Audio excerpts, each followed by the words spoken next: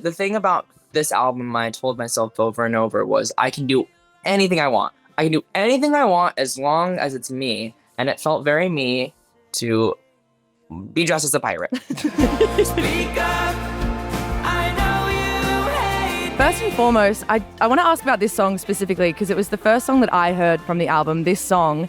It gave me goosebumps so hard that it literally hurt. Like, I don't know if you've ever experienced that before, but does your music ever give you that visceral experience, like the songs that you have written and recorded?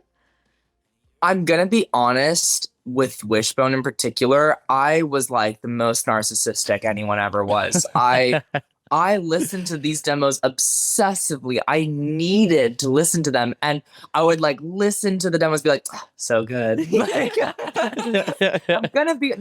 I'm speaking my truth. Wishbone is about speaking my truth. That was my truth. I really am obsessed with this album, and I would listen to the demos, and would I get goosebumps sometimes? Yeah. Period. I would. Yeah, is it true that you started writing these songs with no intention to release them, and then sort of that feeling changed over time? Yeah, I wrote a lot of the songs just from the perspective of I feel crazy right now. I need to get some things off my chest. I don't care if it's too specific. I don't care if it's too niche. I'm just gonna say what I need to say. And then probably about 6 months, and I was like, okay, well, now I'm definitely writing something. This feels a lot like an album. Yeah, this is suspiciously like an album. I was re-listening to your debut EP, Sunset Season, and in that EP, you wrote a lot about the world around you, crush culture, and these things that are happening to different people and your observations of the world and your town, whereas Wishbone is so introspective and so personal and so vulnerable. What made you feel more comfortable writing more introspectively? I think that with Found Heaven, my album previously, I was in a very experimental phase. I was kind of figuring stuff out. I was trying on hats. I was, writing songs that were from new perspectives that I hadn't really written. And I think something about being able to unlock, just not really having to follow any rules. I realized suddenly, I was like, oh, wait, literally nothing matters and everyone's gonna die. So just do whatever you want to do in this life and be happy. And so with this album, I was like, I'm just gonna say everything that I've ever thought in my mind. I've been like, oh, I shouldn't say that. I'm just like, just say it.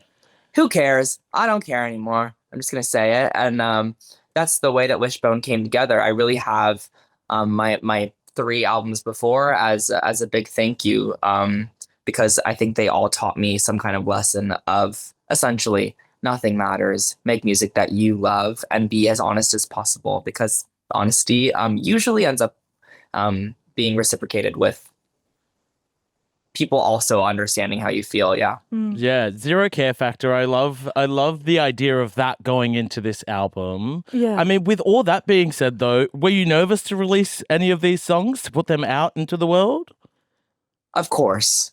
Of course. I write the songs and I'm like, I don't care. Who gives an F? And then the songs come out. I'm like, oh, but what if this person finds out? And what is this person gonna think? And what about this one line that's about this one person? And then the next line is about a different person. And of course, Yeah. of course. Is that a scary thought? Like, does it ever?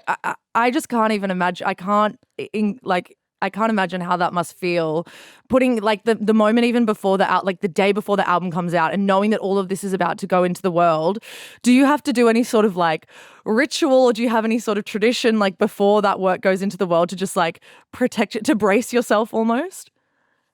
I think with Wishbone, I was so caught up in how much I loved the album that I was just really excited. No rituals. I'm also not really like a big guy for celebration. I always feel like it I get superstitious about it. I don't like to celebrate something that hasn't been out yet or something. So I had a very, very calm time. And my best friend threw me a little party. I'm not the kind of person who will throw a party, but thankfully I have friends who will throw a party for me. Yeah. Now, aside from releasing this gorgeous record, it has been a massive year for you. I don't know if you are the only person who has the honor of being both the role model Sally and also the Charli XCX Apple Girl. How does it feel to, to hold that honor? I am not the only person. There's also Bowen Yang, I think, who did it as well. But I am the only Asian singer. That's how niche can you get before you're the only one? First Asian singer from Texas to do it. But it was a huge honor and really fun, and I'm glad I got to do it because who knows how many more Sallys or Apple Girls there will be in history. Truly. And you've banked both of them. So, congratulations. Done. Conan Gray joins us on the show right now. I want to talk about some of these live shows. You've just wrapped up a run of European festivals. What was the highlight with some of those shows? Well, it was amazing to sing new songs. I start my own tour in like a week. I'm so excited.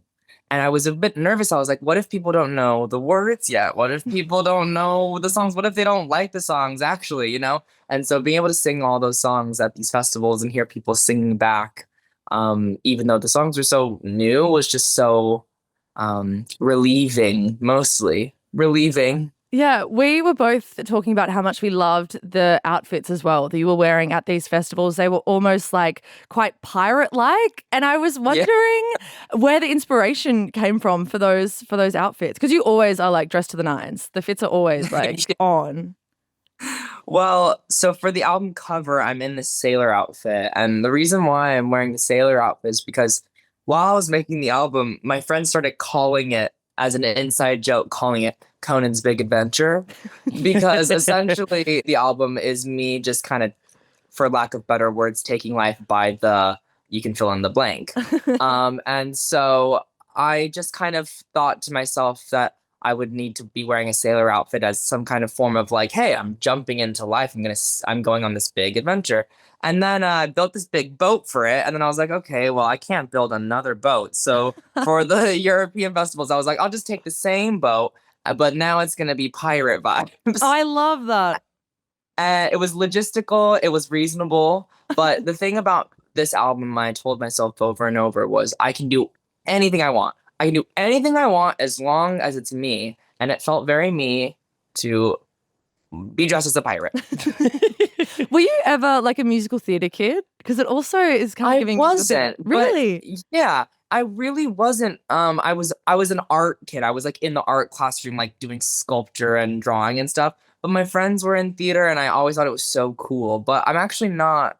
I'm not a theater head in any way. Yeah, the outfits are giving drama. They're giving theater. Yeah. But they're gorgeous nonetheless. With this new music, performing it live, do you have a favorite just yet? Have you figured out which one you're loving the most? Ooh, Vodka Cranberry is really fun right now. Girl, I was about to say, okay, so that note in Vodka Cranberry, everyone... No, not the head, in the palms. Everyone, I think, was gagged with that note. I mean, how is that for you, singing live? Well, it's really, really quite a hard note to sing. And so I have an alternate version that I've been singing that's a little easier and less likely to destroy my vocal cords while I'm on tour. But it's really fun. I think the note is ridiculous. It's the kind of note that, I could sing it 20 times and one time it'll sound cool. And that's the version that's on the record. Yeah. Is it one of those things where like you're in the studio and the note comes out because you're in your own time, but it was Dan's idea, my producer. And he's always like, every time I write a song, he's always like, oh, what if we just sang it higher? And I was like, yeah, what if you sang it higher on tour?